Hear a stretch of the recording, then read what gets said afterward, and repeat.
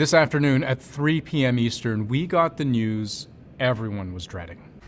In consultation with experts from within the Unified Command, the debris is consistent with the catastrophic loss of the pressure chamber.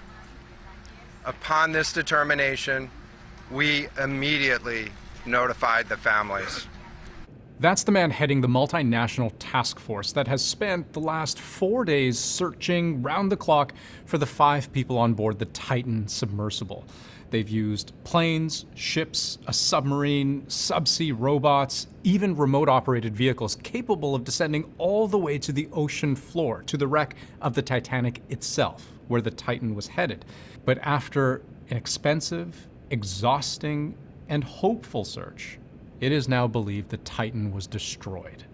Here's how it happened. Essentially, we found 5 different major pieces of debris that told us that it was the remains of the Titan. According to the U.S. Coast Guard, an ROV, a remote-operated vehicle, was able to scour the ocean floor near the Titanic wreckage. A few hundred meters away, they found this. The initial thing we found was the nose cone, which was outside of the pressure hull. That was clue number 1. Soon after, they found a large debris field where they found other components. They analyzed what they looked like, compared them to the design specs of the Titan submersible, and it seemed like a match. Shortly thereafter, we found a second smaller debris field. Within that debris field, we found the other end of the pressure hull, the aft end bell, which was basically comprised of the totality of that pressure vessel. It was all consistent with the components used to build the Titan, but they also think the debris tells them something about how the Titan went down. Not a slow, steady leak, but rather a violent, sudden change in pressure.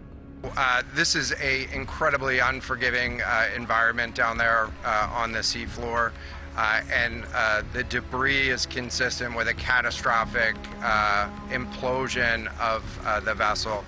A catastrophic implosion is what can happen when you are subjected to the incredible pressure of being so deep underwater. You know, the Titan wreckage is about 13,000 feet below sea level. When you're that far down, the forces acting on the hull of the ship, many thousands of pounds per square inch, you know, I've heard it compared to having the equivalent of an Empire State Building crushing you from all sides. We've taken a regular styrofoam coffee cup, and that's then strapped to the outside of the submersible in a net bag.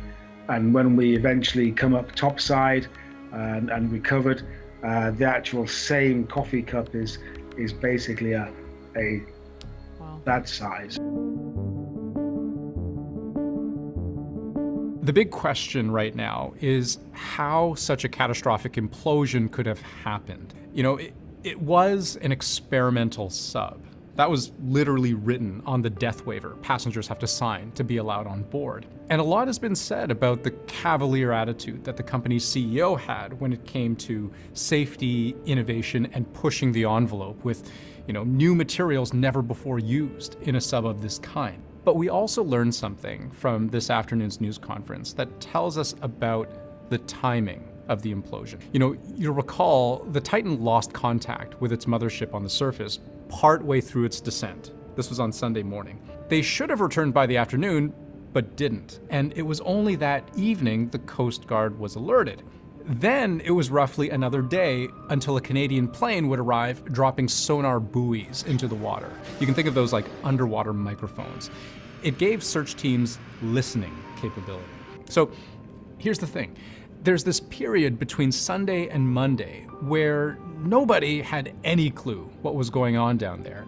And the suggestion seems to be, from the Coast Guard, that's when the implosion likely happened. This was a catastrophic implosion of the vessel, which would have generated a significant broadband sound down there that the sonar buoys would have picked up. they would have heard the implosion if it had happened while their sonar buoys were deployed, but they heard nothing. I mention this because it tells us something about what the crew's final moments might have been like. You see, the great fear here was that death would have been slow and unbearable. Imagine, you're trapped all alone in a 22-foot hunk of carbon fiber. It's cold because sunlight can't penetrate the water.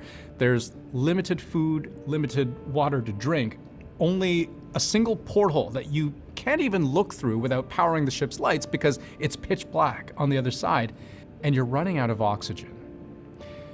Perhaps a silver lining in all of this is that in the case of a violent implosion, death would have been instantaneous.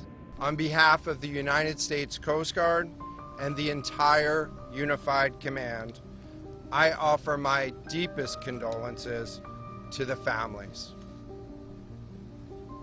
I can only imagine what this has been like for them, and I hope that this discovery provides some solace during this difficult time.